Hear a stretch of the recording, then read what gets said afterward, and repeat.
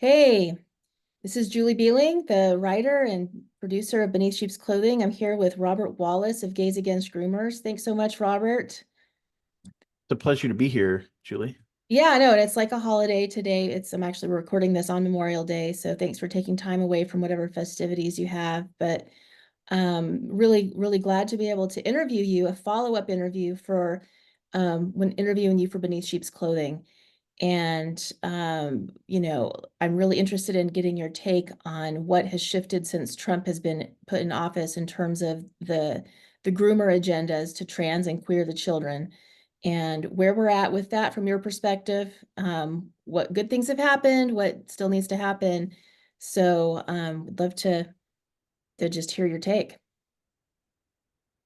Ever since Trump got in, a lot of the agendas that Gays Against Groomers and others like us have been uh, trying to move forward to protect children, to regulate the queer agenda activities that are happening in schools.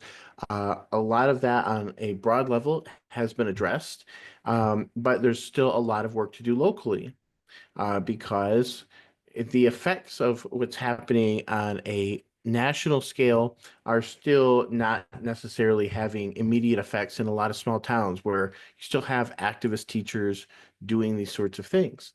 So changing the laws, unfortunately, this ideology, like a parasite, still exists in our society. It still exists in the minds of the people who are teaching. So even after we change the laws, we see what's happening, like for instance, on the, well, not to change the subject, the immigration front, but other areas, we see that there's activists who say, I will defy the government's, mandates in this way. I will never, refuse queer education for a young individual, if I see they're in need. I'm going to help them no matter what. So there still is this personal savior mentality amongst a lot of teachers. So that's the thing. On a big front, there is progress. At the school front, though, we still need to be diligent because those activists are acting like nothing has happened in some ways. So I've already done two follow-up interviews with people from Beneath Sheep's Clothing. I interviewed Alex Newman and James Lindsay, and I asked both of them about education. And, you know, yeah, Alex, we didn't specifically address the queer Marxist agendas, but just the overall issues with schools. And, they had some similar things to say that, yeah, the administration, that the federal government is doing some of the right things, although there's still more that can be done. But to use another term that someone else has shared with me, that queer ideology and gender ideology is kind of baked into the cake now for our schools. And how do we get an ingredient out of a cake that's already been baked? How, like, what James put forward, that what we need is we need some high profile lawsuits, but that is still going to take 2 or 3 decades to get this stuff out, in his opinion. What more specific thoughts do you have? Well, not having child, if I had a child, based on everything that I've seen with the rest of the child rearing world, public school education is a mixed bag. When you put your kid in there and you don't know what they're going to come home with, that leaves you with very few options aside of homeschooling. And the hard part about that is not a lot of parents can do that. But if I had a kid, they're going to come out with that ideology. It's baked into everything. They're going to come into your life baked in with that ideology baked into the way they communicate with you. And now you've got to be on their level. Otherwise, you're going to be the suppressive person they were taught about. So, making sure that you are the one setting uh, the stage, framing the paradigm for your child at any rate. I think that's the most important thing. If your kid's smart enough to understand when they're being indoctrinated and they can protect themselves, you got a smart kid. But the whole point of this is it's supposed to be pervasive. It's supposed to be immersive. You're not even supposed to know where, your morality ends and this other thing begins, and it's just one big anything goes sort of thing. So Yeah, I mean, I think the social and emotional learning really needs to be addressed by people at the state and local level.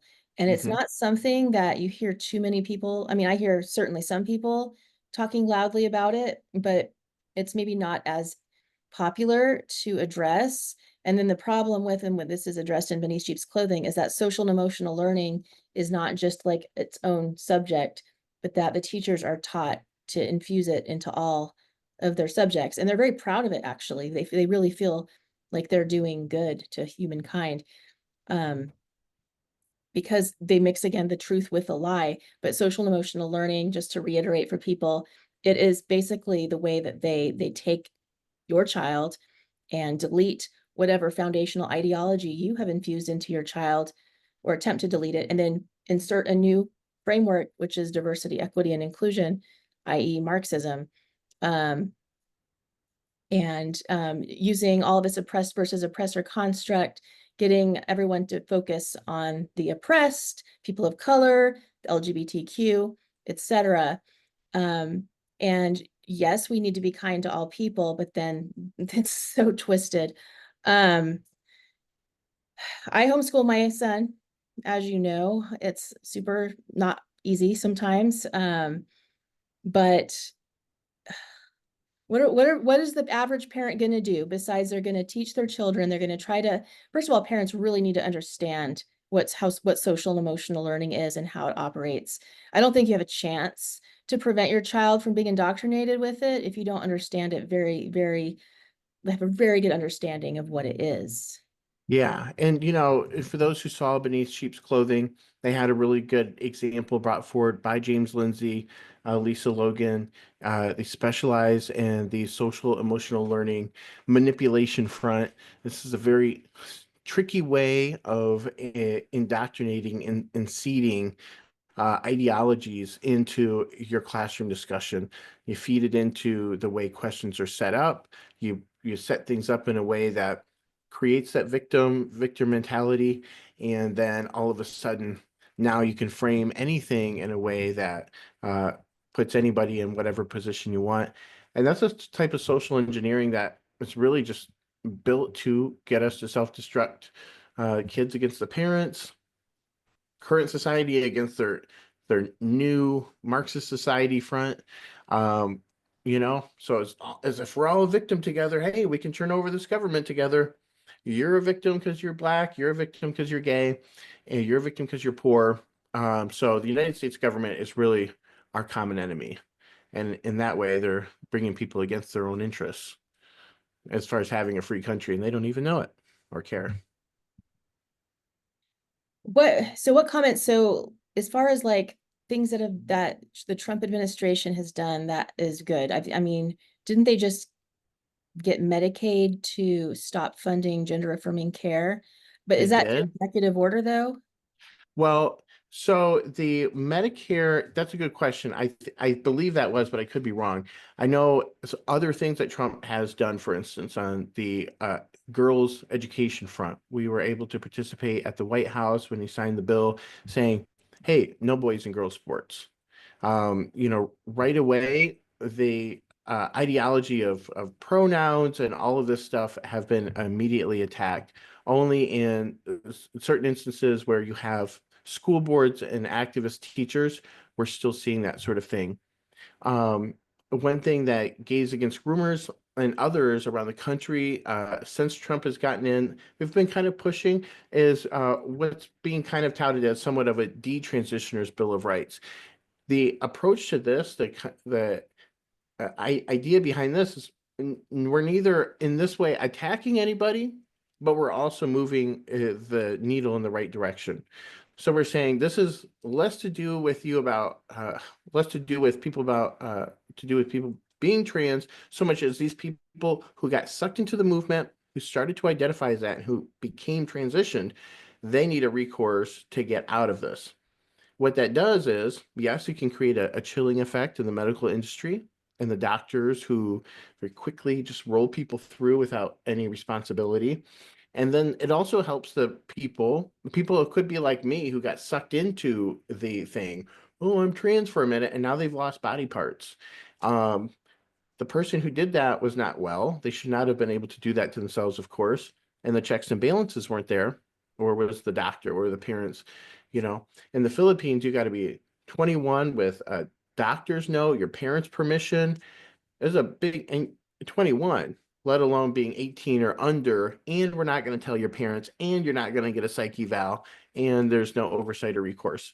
So, And then what's yeah, going on in Colorado? Something just happened in Colorado that they're trying to push a bill through in Colorado that is even forcing this gender ideology even further instead of backtracking it like you're talking about. Do you know what I'm talking about? I'm trying to, yeah, something I crazy actually should happened. know about that. Something crazy just happened in Colorado. Sorry to interrupt your train of thought. No, there's a lot happening in Colorado, and actually, Rich Guggenheim, he's our head of legislation. He's there in Colorado, and he's on top of a lot of this that's happening. But it evades my mind. But yes, there's a lot happening in Colorado. There's a lot of pushback, trans uh, activism and stuff. I mean, we have issues like you can't even say the word groomers in the setting of the government. They'll say, "Oh, gays against groomers, this is derogatory," and we've had that happen in Colorado where you can't even talk. There's a lot of pushback and activism there. Sorry, I just pulled it up. It says there's a bill regarding transgender rights in Colorado that goes through dramatic changes. Colorado governor signs transgender bill into law. The Kelly Loving Act, signed into law in Colorado, expands state anti-discrimination protections for transgender individuals by including a person's chosen name and pronouns within the scope of the Colorado Anti-Discrimination Act. This means that intentionally misgendering or dead naming someone is considered discriminatory in places like workplaces and schools. The law also codifies existing protections for gender-affirming healthcare, ensuring health insurance plans cannot deny or limit medically necessary care. So that's what Colorado just did. Well, you know what's interesting about that, and that's somewhat par for the course, but yeah, it's crazy. It's still happening. Is we have certain bills that I've supported in other states we have individually where we're redefining or we're really codifying what is a man, what is a woman, what is a girl, what is a boy, what is a male, what is a female, and just demystifying this whole gender sex thing. Because when it comes to the interpretation of these laws, as soon if it's obscure what a male or female is, all of a sudden all the female protections and rights are all going to be taken on by some guy coming out of his basement in pantyhose. And likewise, there's male protections too. So it matters what gender you are, what sex you are, that matters. All the laws are going to be interpreted around that. And so these bills that are trying to fix that, unlike what you were just sharing, okay, more rights for the trans, it's just obscuring rights for women and girls ultimately. It's taking their rights away. Like you can't be safe in a locker room because we have a boy with a penis who actually thinks he's a girl who needs to be in there with you. Nothing matters anymore then. Yeah, I And that's mean, not much of a solution, but it is something. It is toward a solution. We need to regulate and name and codify what is a man and what is a woman. And that's going to be part of ending the obscure interpretation of a lot of laws which are being abused and used by trans identifying individuals against the greater good of the society. on another front, what do you think can be done to help reclaim the people that have been fully just brainwashed into these agendas, into these doctrines, and whether they're young people or parents or just like is there anything that you or Gays Against Groomers has brought forward as a possible way to help unbrainwash some of these people? Yeah, well, Gays Against Groomers, we have a project as sort of a course thing I think we're working on behind the scenes, so I can't talk too much about it, but it does address this. I think the main thing is just like with anything else, like when it comes to you need these people who don't love the country to love the country. You have these people who don't have any consideration for any kind of guy God or spirituality. How do you sow good ideas into the public? And you do that incrementally. You do that through seeding good ideas. You do that through follow up and discussion. Sometimes your worst enemies that you thought were totally unredeemable, sometimes they're the ones that have an awakening. They're like, oh, I've been going down this road. I was your biggest opposer. And then I started to see. So it doesn't happen all the time because, we're in a war, which means a lot of times people are just putting their heels into the ground, and they're going to stand their ground, and they're going to die in that hill, even if they don't even realize what hill they're on anymore. But a lot of times you're dealing with people who are really just searching for the truth, and they are genuinely surrounded 360 by a media, the algorithm. They don't know that they're tuned into only voices that are telling them a lie. So, we leave space for people to repent and come back, and we keep trying to put out the truth. And then, when people like come around, we don't disabuse them or criticize them for everything that, maybe they did on that side. But um, I don't see much of any other way to reconcile aside of staying open, sharing your point of view, and trying to work it out as a human, uh, aside of just war. You talk it out, war, your fight or flight. And so, um, unfortunately, though, I think it comes down to when I look at people, when I look at the split that makes them go to the left or to the right.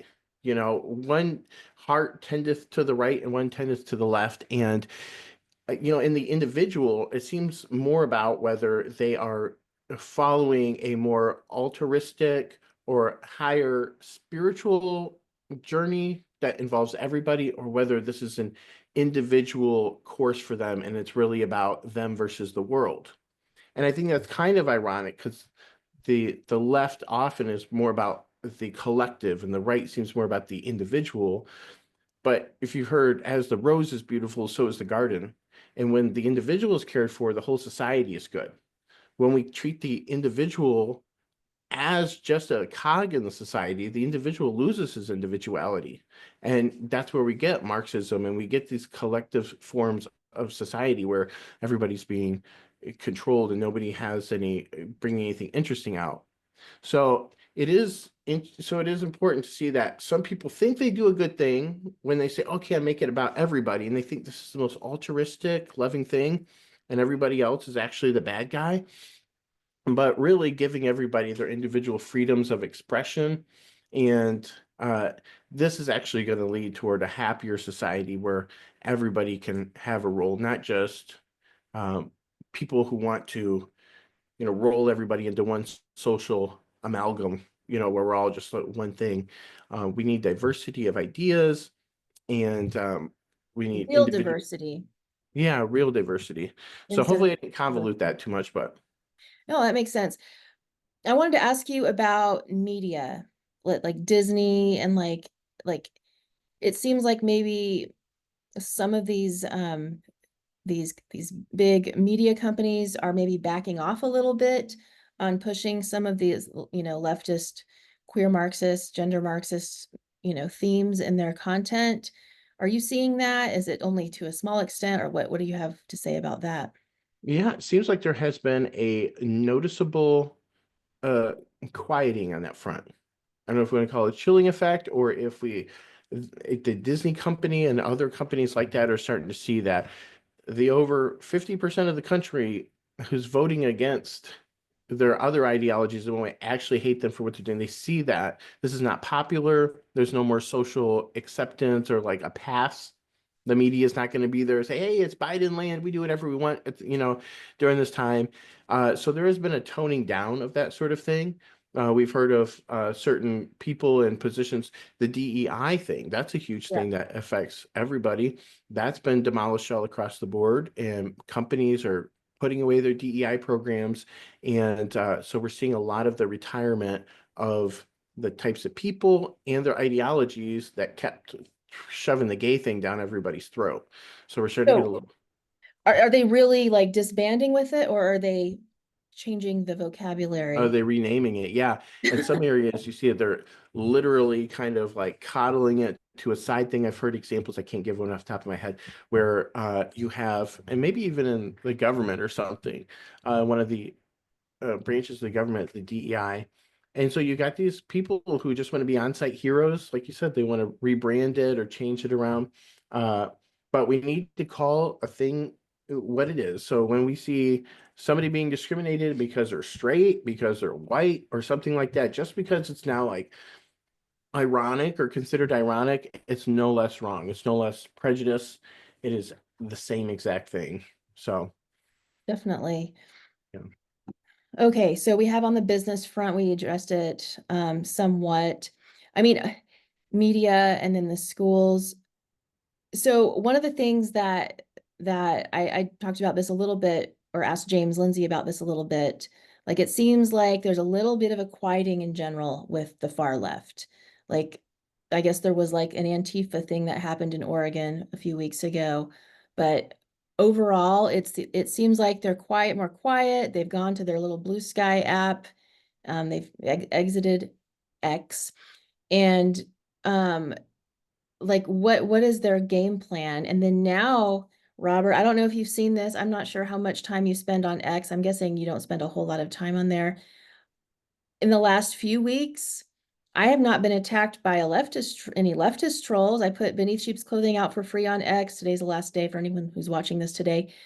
I did not get any leftist trolls after me, but I get trolls on the right, like woke right trolls. And it's like, I wonder like what the heck is going on here. I don't know if you've seen any of that. Well, the thing is, I'm actually on X a lot. That's actually the Are- platform I'm on the most.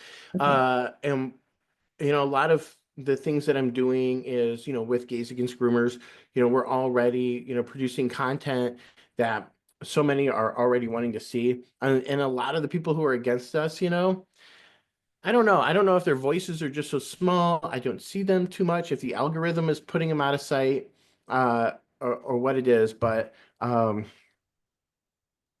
when it comes to now, how do you define the woke right, for instance? So it's people on the right that are utilizing identity politics with right-leaning identities. So they feel like they're oppressed. And again, in some instances, there is some truth there. White males, white Christian male, white middle class Christian males specifically. There is an anti-female bent. I've been attacked many times by some of these people on the right just in the last few months because I'm a woman with an opinion. They really don't like people of color. I have not seen them come against gay people yet, but I most certainly think that that is coming. They don't like you if you have the Christian nationalist wing is also would fit in with that. There's a guy that I just saw a partial interview with just yesterday, who is these people, some of them are literally calling for a monarchy in America, a theocracy, enforced Christian values according to their interpretation of Christian values. If you have maybe another interpretation, maybe that is not going to be allowed, like for real. And then these people are not like the majority by any means, but there seems to be a whole host of bots that someone is funding somewhere to attack people who are exposing this, and they are nasty. In fact, they are nastier than leftist trolls. Like it's really, really intense. So again, I haven't seen them come after gay people yet, but I'm would think that they probably Yeah. will. No, I'm familiar with the type of person you've just characterized. And, unfortunately, that's the thing is, we can parse up our a two-part political system, and we can say, okay, you're left or you're right, or you're middle left, you're middle right, and then we have what we call the right, or the Republicans, and we have what are called the rhinos and the uniparty, and so now that's more of those who are on the right identifying with large swaths or overlap of what's happening on the left, and then you have what you're talking about. Now we also have another extreme on the right, and I can appreciate where everybody's coming from the whole spectrum, because they all think, oh, if it's all Democrat and leftism, it's good. If it's in the middle, it's balanced. If it's in the right, it's Christian. If it's super to the right, then it's God's country, and we've gotten all the infidels out, and I get all that, but problem is we do live with a large diversity of people. We're not a theocracy. There's our governments were really formed from theocracies, if you think about it, going all the way back. They're formed from Rebelling the against that. yeah. Well, I mean, the priesthood and the infrastructure originally, how governments were formed, we kind of came out of that, yeah, through a rebelling of that. But those old forms were, um, you know, societies could operate off that, but obviously we can't afford to have that. I can't afford to have the wrong kind of Christian in control, the kind that wants me dead and him dead, and we can't be like picking and choosing who's the right religion in that way. And so, as much as I believe in a separation of church and state, which a lot of people don't understand, it doesn't mean God doesn't you know enter into the discussion. But there there needs to be whatever system we have in charge, it needs to have codified all the rules and protections of everybody. All the Christian values, they need to be codified in the law. So it doesn't become an opinion later as to whether you keep that.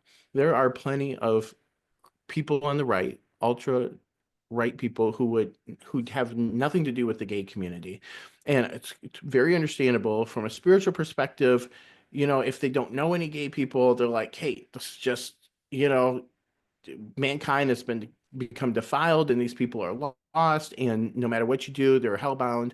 And some of them might mean well, but at the end of the day, there's that.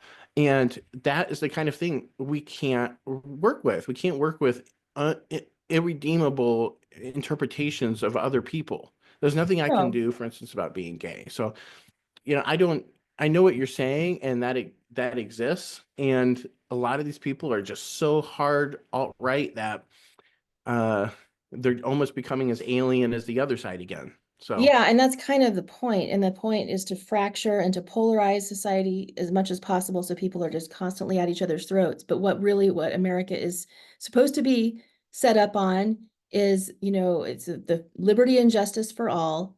And we have our set of constitutional principles and, a people with a wide variety of views and beliefs and skin colors and religions can all coexist.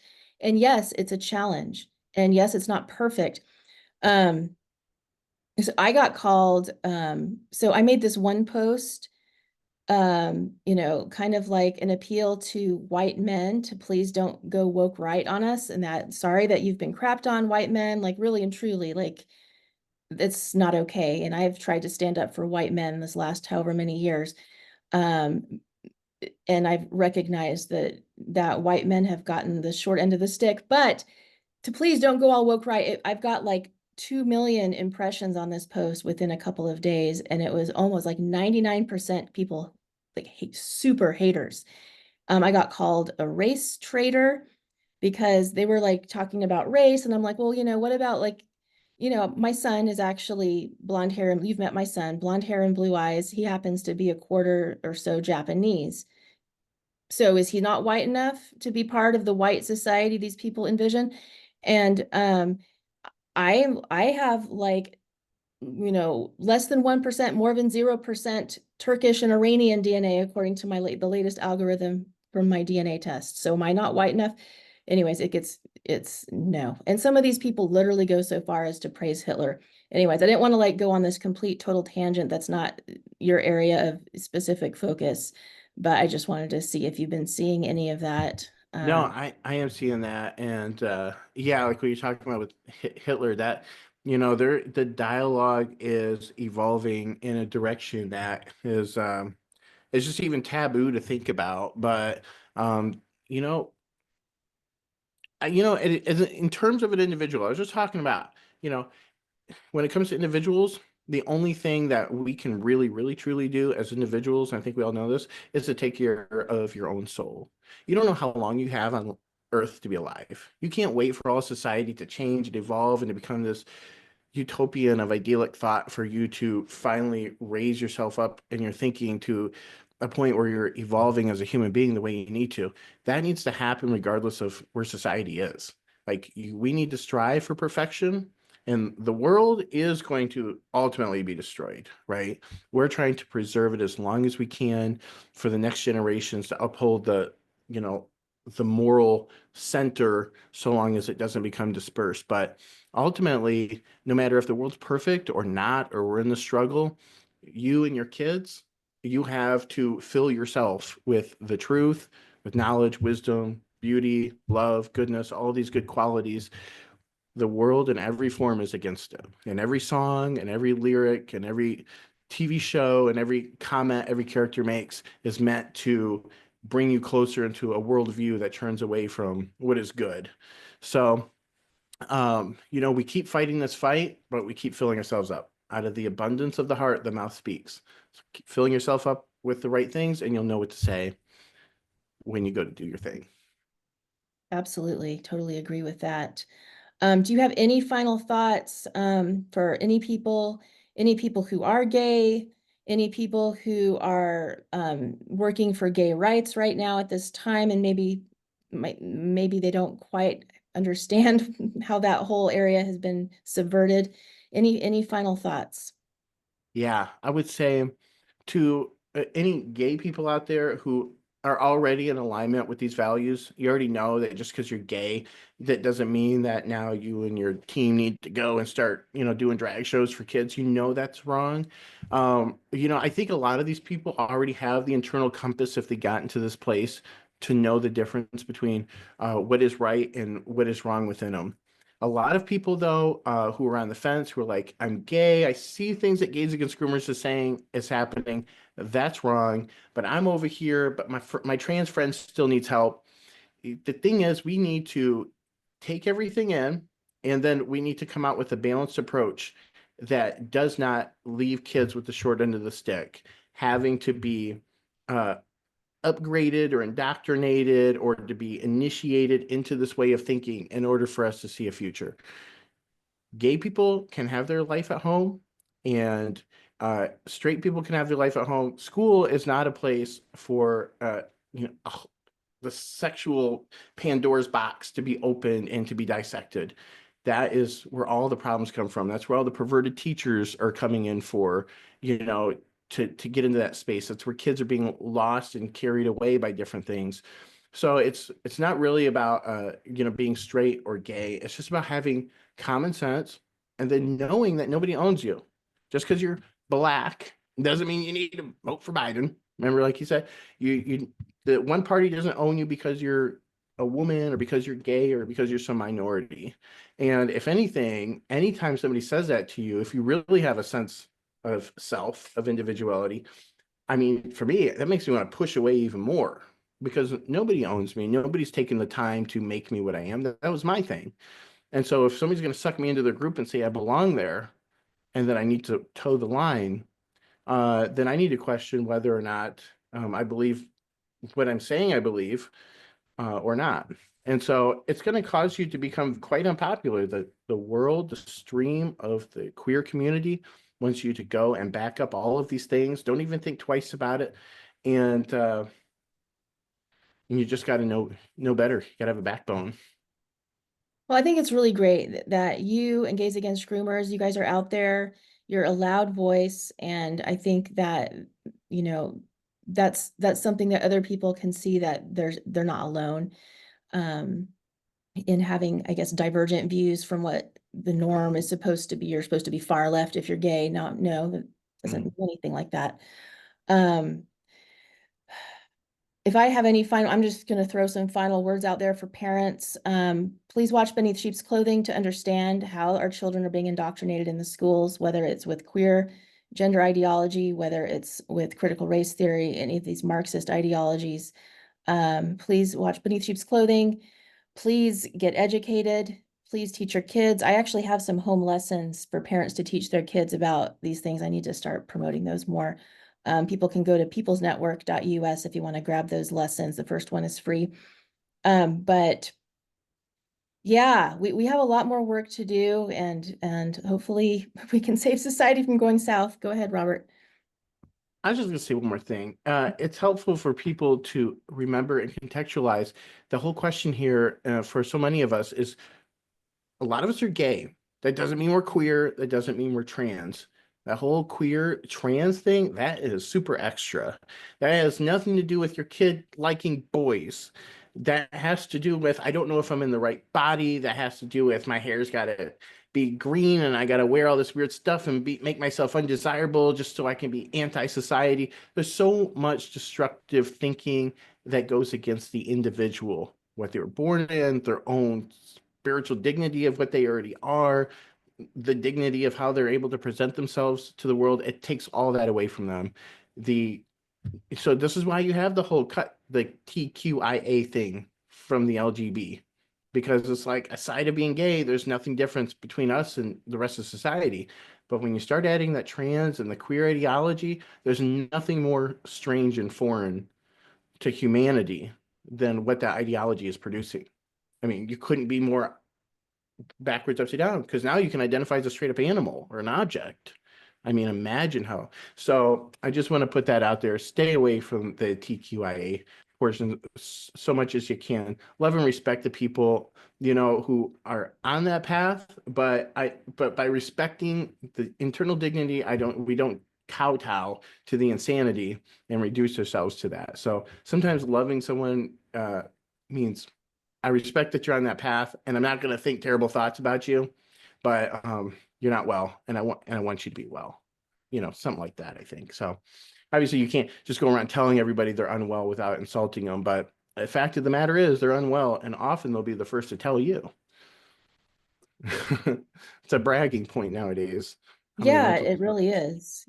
Yeah, because having a mental health problem or neurodiversity puts you in the oppressed class, and which makes you able to get more goodies from society or something. Um, Anyways, Robert, thank you so much. I really appreciate your time. And anyone who wants to learn more about Gays Against Groomers, Robert, where can they go? They can go to gaysagainstgroomers.com. You can follow us at on Twitter or X at Against Groomers with no O's. Just look up Against Groomers. That's where you find our mega thread. And then I host our podcast, The Dark Side of the Rainbow. And you can find that wherever you get your podcasts. Just look up The Dark Side of the Rainbow. Thank you so much, Robert. Appreciate you. And we'll Thank you, talk to you Julie. soon. All right. Thanks. Bye.